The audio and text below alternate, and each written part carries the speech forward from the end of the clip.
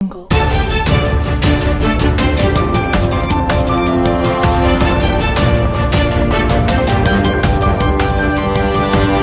Audio Jungle.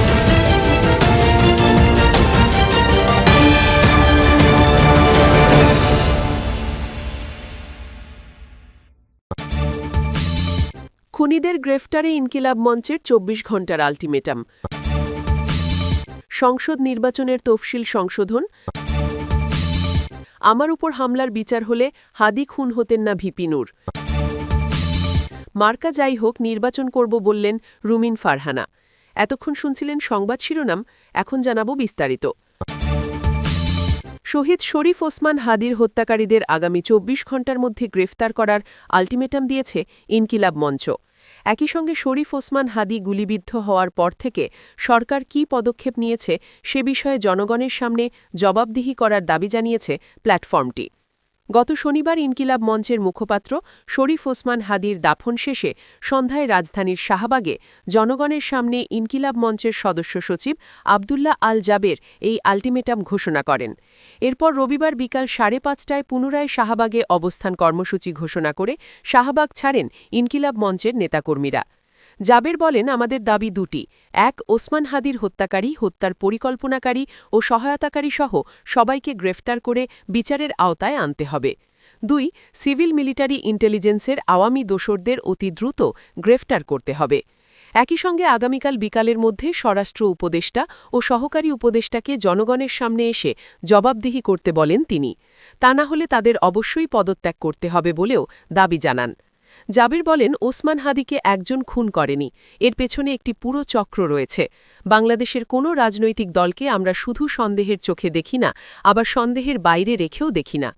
Osman হাদির যে লড়াই, তাতে আওয়ামী লীগের তো সমস্যা আছেই, বাংলাদেশের কিছু রাজনৈতিক দলেরও সমস্যা আছে। ওসমান হাদির সংগ্রাম আমাদের সুশৃঙ্খলভাবে জারি রাখতে হবে। তিনি বলেন, ওসমান হাদিকে যারা খুন করেছে, পরিকল্পনা করেছে, সহায়তা করেছে এবং সার্বিক পরিস্থিতি তৈরি করেছে, তাদের প্রত্যেককে যেন অতি দ্রুত বিচারের আওতায় আনা হয়, সেজন্য আমরা সরকারকে অনুরোধ করি। ওসমান হাদিকে খুন করার ১৭২ ঘণ্টা হয়ে গেছে, রাষ্ট্র এখনও বলতে পারেনি তার খুনিরা কোথায়। তিনি বলেন, ওসমান হাদির রক্তের মধ্য দিয়ে ঘোষণা দিচ্ছি, খুনিদের সঙ্গে কোনো সুশীলতা নেই। টকশোতে যারা খুনিদের পক্ষে কথা বলবে, তাদের সঙ্গে আমরা নেই। বাংলাদেশের জনগণ তাদের প্রতিহত করবে। যারা এই খুনের পক্ষে বয়ান উৎপাদন করেছে, তাদের বিচারের মুখোমুখি করতে হবে।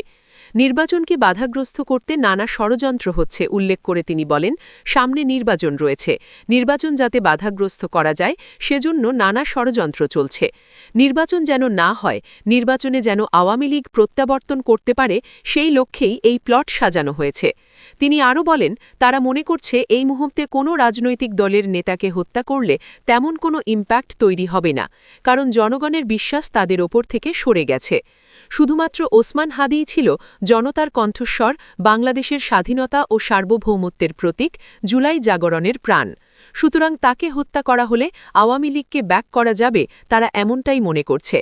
জাবের বলেন, বাংলাদেশি গোয়েন্দা সংস্থাগুলো গত ১৭ বছরে কেউ যদি মাটির ৪০ ফুট নিচেও লুকিয়েও থাকে, তাকে বের করেছে। তাহলে এখন তারা পারছে না কেন? এসব বুঝিয়ে লাভ নেই। আগামী ২-১ দিনের মধ্যে গুম কমিশনের একটি প্রতিবেদন প্রকাশ হবে। যারা বাংলাদেশের স্বাধীনতা ও সার্বভৌমত্বের পক্ষে কথা বলেছিল, যাদের গুম করা হয়েছে, খুন করা হয়েছে, সীমান্তে ভাসিয়ে দেওয়া হয়েছে, সেসবের প্রতিবেদন প্রকাশ পাবে। তাই দেশের সার্বিক পরিস্থিতি নিয়ন্ত্রণের জন্য আমাদের শান্ত থাকতে হবে। এসবই তিনি ভাঙচুরে না জড়ানোর জন্য জনগণের প্রতি আহ্বান জানান। বিক্ষোভের কেন্দ্র করে শাহবাগ এলাকায় নজিরবিহীন নিরাপত্তা ব্যবস্থা গ্রহণ করা হয়। পুলিশ, এপিবিএন ও বিজিবি সদস্যের ব্যাপক উপস্থিতি লক্ষ্য করা গেছে। প্রস্তুত রাখা হয়েছিল জলকামন ও এপিসি। এছাড়া হোটেল ইন্টারকন্টিনেন্টাল থেকে মিন্টু রোড অভিমুখে সড়ক ব্যারিকেড দিয়ে বন্ধ করে দেয় আইনশৃঙ্খলা রক্ষাকারী বাহিনী।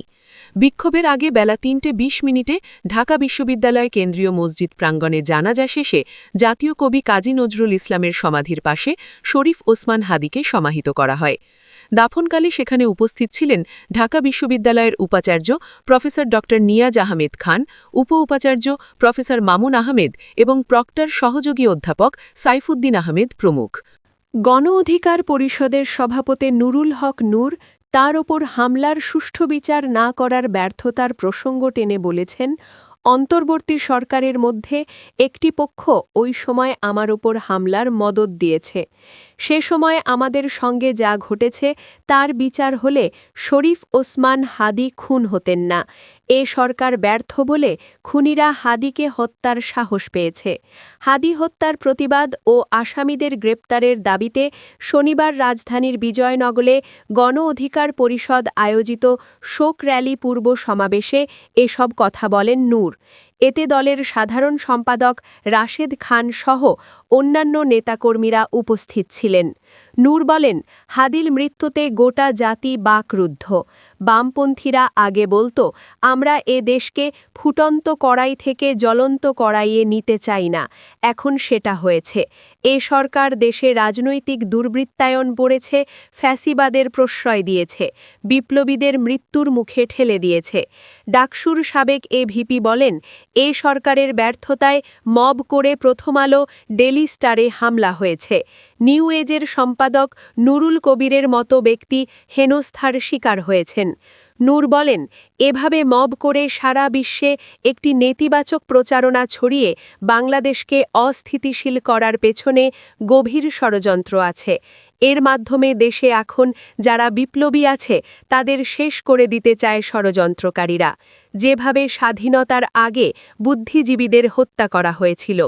গণ অধিকার পরিষদের সাধারণ সম্পাদক রাশেদ খান বলেন, ওসমান হাদির খুনিরা কিভাবে পালিয়ে গেল? তাহলে এ দেশের গোয়েন্দা সংস্থার কাজ কি? এভাবে বিচারহীনতা আগেও হয়েছে, এখনও হচ্ছে, কারণ এ সরকার শতভাগ ব্যর্থ। বাংলাদেশ জাতীয়তাবাদী দলের মনোনয়ন না পেলেও ব্রাহ্মণবাড়িয়া ২ অর্থাৎ সারাইল ও আশুগঞ্জ আসন থেকে স্বতন্ত্র প্রার্থী হিসেবে নির্বাচনে লড়াই করার ঘোষণা দিয়েছেন সাবেক সাংসদ ও দলটির আন্তর্জাতিক বিষয়ক সহ সম্পাদক ব্যারিস্টার রুমিন ফারহানা। গত শুক্র ও শনিবার বিকালে সারাইল উপজেলার বিভিন্ন এলাকায় গণসংযোগকালে এ ঘোষণা দেন তিনি। রুমিন ফারহানা বলেন, আমি যাই বলি তাই করি। আমার এলাকার মানুষের সিদ্ধান্তই চূড়ান্ত। আপনারা যদি আমার পাশে থাকেন, মার্কা যাই হোক, নির্বাচন করব। আমি সারাইল আশুগঞ্জ থেকেই নির্বাচন করব। বাপ স্বতন্ত্র, বেটিও স্বতন্ত্র, সময়ই বলবে কপাল কেমন। আমার বাবা ১৯৭৩ সালে আপনাদের বাপদাদার ভোটে স্বতন্ত্র থেকেই নির্বাচিত হয়েছিলেন। শহীদ শরীফ ওসমান হাদির জানাজার প্রসঙ্গ টেনে রুমিন ফারহানা বলেন, ঢাকায় হাদির জানাজায় মানুষের ঢল নেমেছিল। জানি না কার নাম আছে, এই প্রশ্ন আমাদের সবাইকে নাড়া দেয়। নির্বাচন প্রসঙ্গে তিনি বলেন, নির্বাচনকে বানচাল করতে পতিত স্বৈরাচারের লোকজন যেমন চেষ্টা করছে, একইভাবে দেশের ভেতরেও কিন্তু ষড়যন্ত্র থেমে নাই। স্বরাষ্ট্র উপদেষ্টার সমালোচনা করে রুমিন ফারহানা বলেন, প্রার্থীদের অস্ত্র দেওয়ার কথা বলে মূলত মবকে আইনি বৈধতা দেওয়ার চেষ্টা করা হচ্ছে। এটি বাংলাদেশের জন্য অত্যন্ত দুঃসংবাদ। নিজের রাজনৈতিক অবস্থান ব্যাখ্যা করে তিনি বলেন, আমার রাজনীতির আদর্শ ও পথপ্রদর্শক বেগম খালেদা জিয়া। তিনি এদেশের মানুষের পালস বোঝেন। আমি সারাইল আশুগঞ্জের মানুষ। এখানকার মানুষ যা বলবে আমি তাই করব। আমি ছিলাম, আছি এবং থাকব। মনোনয়ন প্রসঙ্গে বিএনপির এই নেত্রী বলেন, মনোনয়ন আমি কিনব না, এই মনোনয়ন আমার এলাকার ভোটারদের। তারা যদি মনে করেন তবেই সেটা আমার হবে। তিনি বলেন, দেশের অধিকাংশ আসনে যখন মনোনয়ন নিয়ে আনন্দ উৎসব চলছে, তখন সারাইল আশুগঞ্জের মানুষ জানেন না তাদের এমপি প্রার্থী কে। এটা এই এলাকার মানুষের জন্য দুঃখজনক। গণমাধ্যমের প্রতি আহ্বান জানিয়ে তিনি বলেন, নির্বাচনের দিন আপনারা মাঠে থাকবেন। সামান্য অনিয়ম দেখলেও তাৎক্ষণিক জানাবেন। আপনাদের হাতে থাকা মোবাইল ও ক্যামেরাই সবচেয়ে শক্তিশালী অস্ত্র। নিজের নিরাপত্তা নিয়ে মন্তব্য করে রুমিন ফারহানা বলেন, আমার এত ভাই যদি আমাকে নিরাপত্তা দিতে না পারেন, তবে সেটাই আল্লাহর ফায়সালা, আর আমি সেটাকেই উত্তম মনে করি। নিজের দলীয় ভূমিকার কথা উল্লেখ করে রুমিন ফারহানা বলেন, গত ১৭ বছর আমার কি ভূমিকা ছিল সেটা আমি বলবো না, মানুষজন জানেন। আমার বাবার অপূর্ণ স্বপ্ন পূরণ করতেই আমি রাজনীতিতে আছি। আপনারা পাশে থাকলে বাংলাদেশ জয় করতে পারি। আগামী ফেব্রুয়ারিতে অনুষ্ঠিতব্য ত্রয়োদশ জাতীয় সংসদ নির্বাচনের কথা উল্লেখ করে রুমিন ফারহানা বলেন, বাংলাদেশের মানুষ গত ১৫ বছর প্রকৃত ভোট দিতে পারেননি। এখন সরকার দাবি করছে ২০২৬ সালে সবচেয়ে ভালো নির্বাচন দেবে। আমরা এ কথায় বিশ্বাস রাখতে চাই। সরকারের প্রতি আহ্বান জানিয়ে তিনি বলেন, নির্বাচনের আগে সব অবৈধ অস্ত্র উদ্ধার করুন। ৫ আগস্টের পর থানা থেকে লুট হওয়া অস্ত্র আইনের আওতায় আনুন। ভোটার, প্রার্থী ও কর্মীদের নিরাপত্তা নিশ্চিত করুন। প্রায় প্রতি সপ্তাহেই এলাকায় আসার কথা উল্লেখ করে রুমিন ফারহানা বলেন, সারাইল ও আশুগঞ্জ নিয়ে আমার অনেক স্বপ্ন। এই দুটি উপজেলাকে মডেল উপজেলা বানাতে চাই। আপনাদের ভোটে সংসদে গেলে এই স্বপ্ন বাস্তবায়ন করব। উল্লেখ্য, বিএনপি ইতিমধ্যে ২ দফায় ২৭২ আসনে প্রার্থী ঘোষণা করেছে, কিন্তু ব্রাহ্মণবাড়িয়া ২ আসনে এখনও কোনো প্রার্থীর নাম ঘোষণা করা হয়নি। রুমিন ফারহানা গত কয়েক মাস ধরে এই আসনে নিয়মিত গণসংযোগ এবং সামাজিক কার্যক্রম চালিয়ে যাচ্ছেন।